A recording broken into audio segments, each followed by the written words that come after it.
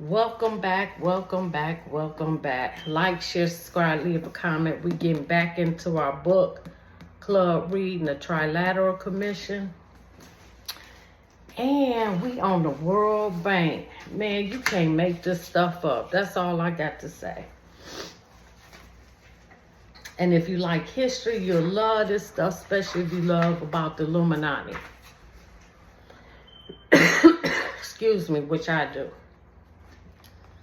Merger of the Council and State Department Planning, 1941 and 42. In the late 1941, the Department of State created a special committee to carry out post-war planning. The Advisory Committee on Post-War Foreign Policy was, Undersecretary Wells wrote a new approach to a problem that the department had previously handled in a wholly disillusionary fashion.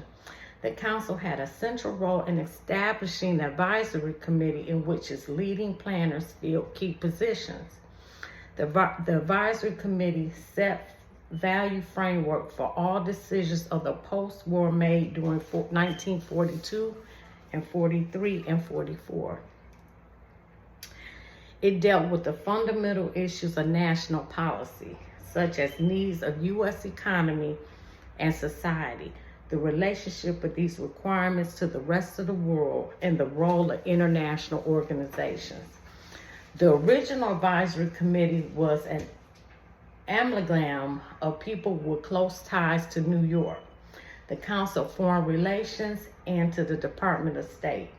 The East Coast was in control, the other sections of the country underrepresented.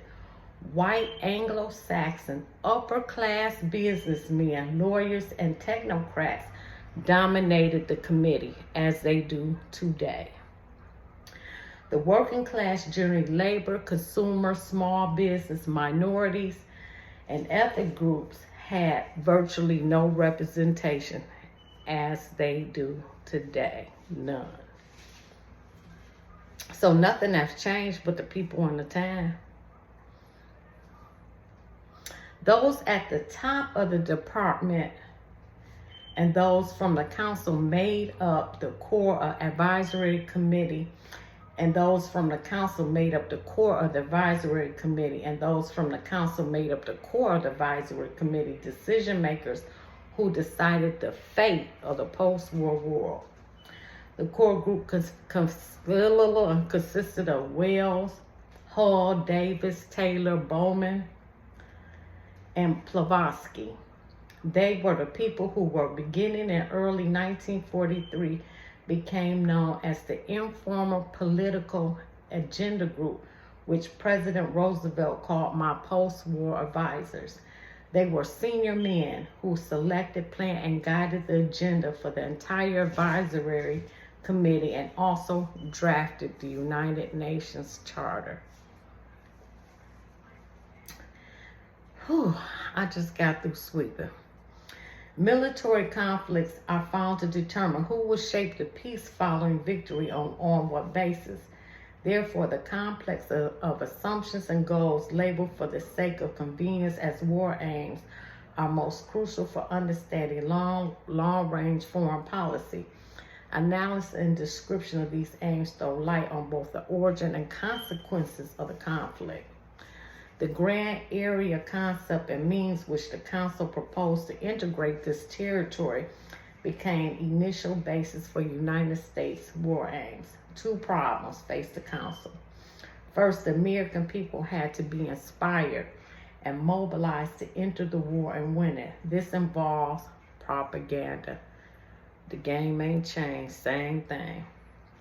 Secondly, the detailed and specific needs for integration of an expanded grand area into the United States dominated world order had to be devised. This involved working out the mechanics for new international institutions. The Council of Foreign Relations and Peace Study groups recognized at an early date the difference between these problems.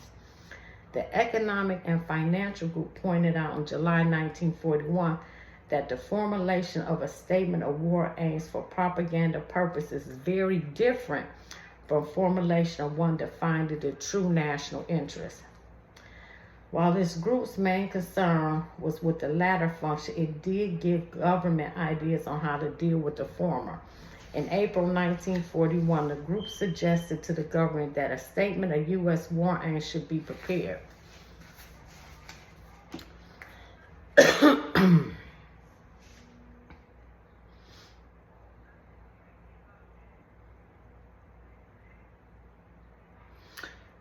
If war aims are stated, which seem to be concerned solely with the Anglo-American imperialism, white imperialism, they will offer little to the people in the rest of the world and will be vulnerable to the Nazi counter-promises.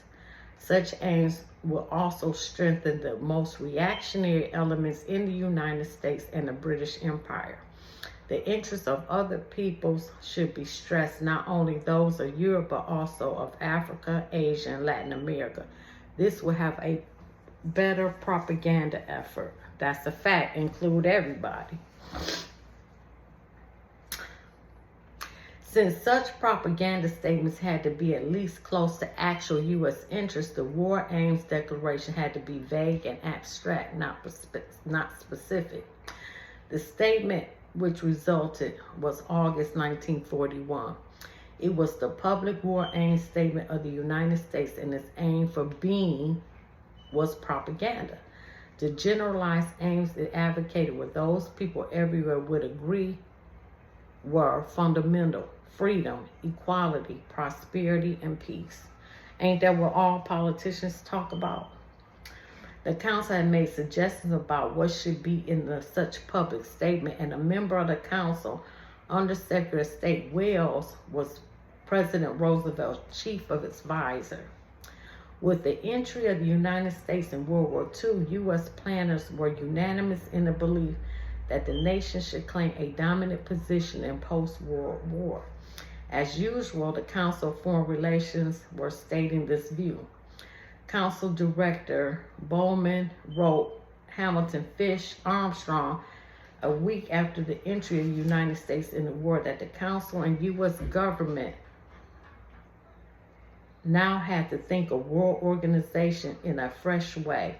To the degree that the United States is the arsenal of democracies, it will be the final arsenal at the moment of victory. It cannot throw the contents of that arsenal away. It must accept world responsibility. The measure of our victory will be the measure of our domination over victory. The next month, January 1942, Bowman further asserted that at a minimum, an enlarged conception of American security interests would be necessary after the war in order to deal with the strategically necessary for world control. There it is. There it is.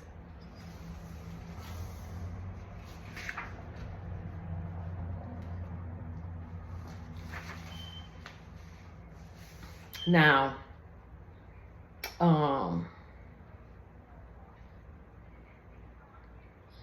General George Strong, a member of Davis subcommittee, he expressed the opinion that the United States must cultivate a mental view toward world settlement after this war, which will enable us to impose our own terms, amounting perhaps to Pax Americans. He went on to say that the nation must adopt a tough attitude toward its allies at the expected peace conference. Davis agreed with Strong, adding the United States could no longer be indifferent as to what happens into any part of the world. The reason for this emphasis on global homogeneity of the United States was the same as that the Council had stressed in 1940 and 41. The economic life of the U.S. society as organized was very closely connected with the outside world. The economy of the nation has been for some time was geared to the need for large export markets, the loss of which being a transition to the form of socialism will cause a lowering of national income and greatly reduce employment. The halting specter of depression and its political consequences made planners pay careful attention to the relationship between international and domestic economic policies.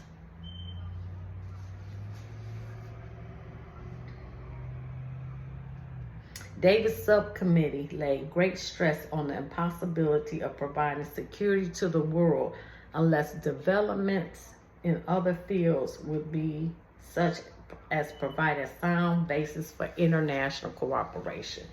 Here we go, the Rothschilds, the International Monetary Fund, and the World Bank. Now here it comes into conception.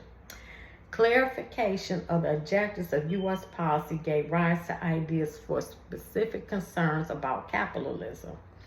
Ideas for international economic institutions, the International Monetary Fund and the International Bank of Reconstruction and Development, the World Bank, were worked out first.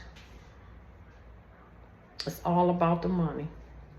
The council had proposed that economic means would play a key role in integrating the Grand Area. In several recommendations during 1941, the Council of Foreign Relations War and Peace Study Groups proposed that the international economic and financial institutions, Lord have mercy, were needed to assure the proper functioning of the proposed world economy. Recommendations P-B23 stated that the worldwide financial institutions were necessary for the purpose of stabilizing currencies and facilitating programs of capital investment for constructive undertakings in backward and underdeveloped regions. And what did they do? They loan these third world countries money and take total control of them. They give them more money than they're able to pay back, and then they take over.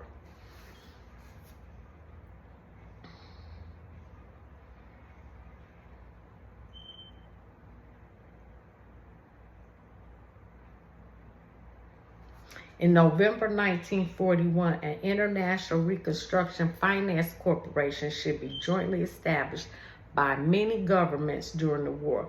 This body will also promote investments both in backward areas and in more developed countries. See how they think of you? Backward. That attitude has not changed. The council advanced these proposals by drafting a recommendation directly to President Roosevelt.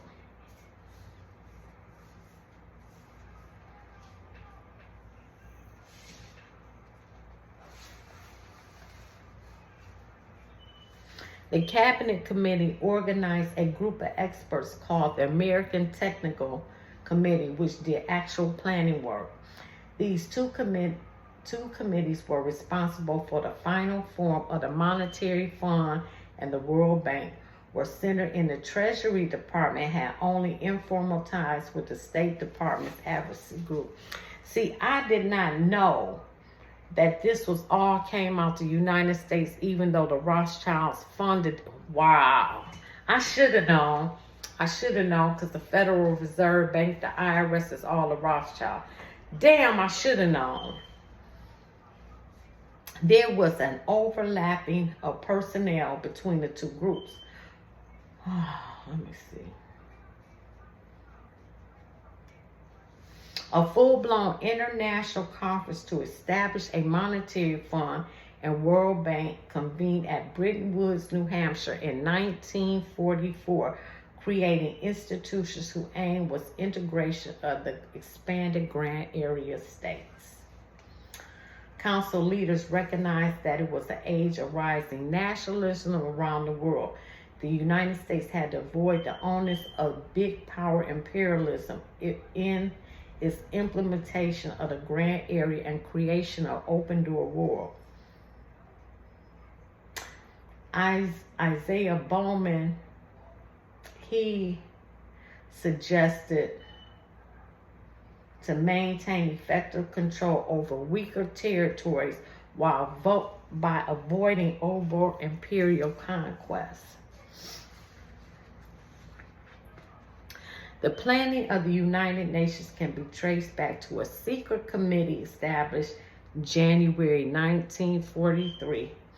This informal group was composed of Hull, Davis, Taylor, Bowman, Pavlovsky until he left the government in August 1943. All of them, with the exception of Hull, were members of the Council of Foreign Relations. They saw Hull regularly to plan, select, and guide the labors of the department's advisory group.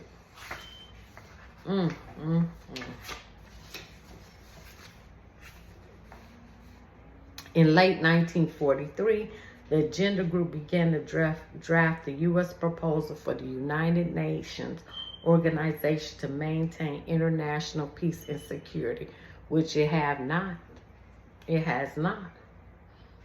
The position eventually was taken at Dumbarton Oaks Conference, was prepared during a 7-month period from December 1943 to July 1944.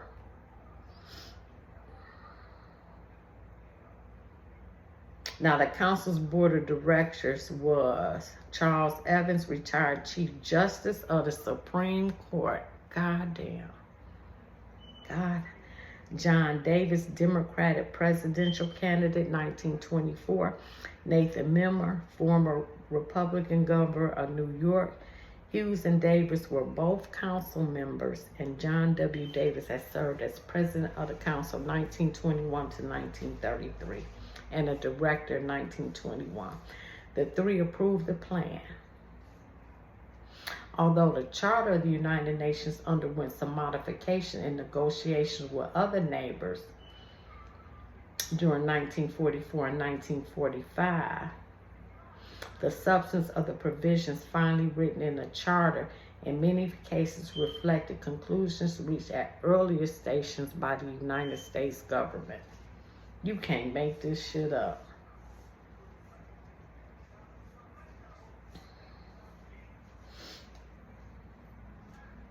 Leaders of the United States have always declared that the foremost objective of their policies have been promotion of the country's collective interest, the national interest. As Secretary of State Charles Hughes put in 1920s, foreign policies are not built upon abstractions. They are the result of practical conceptions of national interest. The national interest is rarely an objective fact, however, as indicated by truism, that in every country it is always refined after the revolution, since those in power define national interest as the preservation of existing set of economic, social, political relationships and their own rule. The national interest in a capitalist society is little more than the interests of the upper class. The council, as key organizations of this class, was in the lead in defining its class interests. One has to transcend its values, assumptions, and goals in order to question its formation of national interest. The U.S. capitalist class throughout the council had proposed to preserve and extend U.S. capitalism by policy of empire building overseas expansion of the United States power. It was clear, however, that was an alternative. The fact was that the need for such export markets could be largely obliterated by public ownership of chief means of production, democratic planning to ensure all in the country both employment and adequate consumption. The United States was the most self-sufficient nation in the world during the 30s and 40s. Council theorists recognized this fact during the Depression. In 1937, Eugene Staley wrote a book called Raw Materials in Peace and War under auspices of council studies. Staley concluded that in regard to raw materials, the United States is more nearly capable than any other great power other than the Soviet Union of meeting its normal demands from resources within its boundaries. The ruling class through council has successfully put forward a particular conception of the United States national interest. This perspective did not in reality uphold the general interest of the people of the nation, so it never does, but rather the special interest of a capitalist economic system controlled by and benefiting the upper class. Always does. Simply stated, the council argued the United States needed living space to maintain the existing system without fundamental changes in the direction of socialism and planning. Council member Henry Luce put the issue more bluntly when he stated in his famous 1941 Life article, "Tyrannies may require a large amount of living space, but freedom requires and will require far greater living space under the tyranny." All right, our next chapter 2 is the Bilderberg, another secret society in the West. Like, share, subscribe, leave a comment.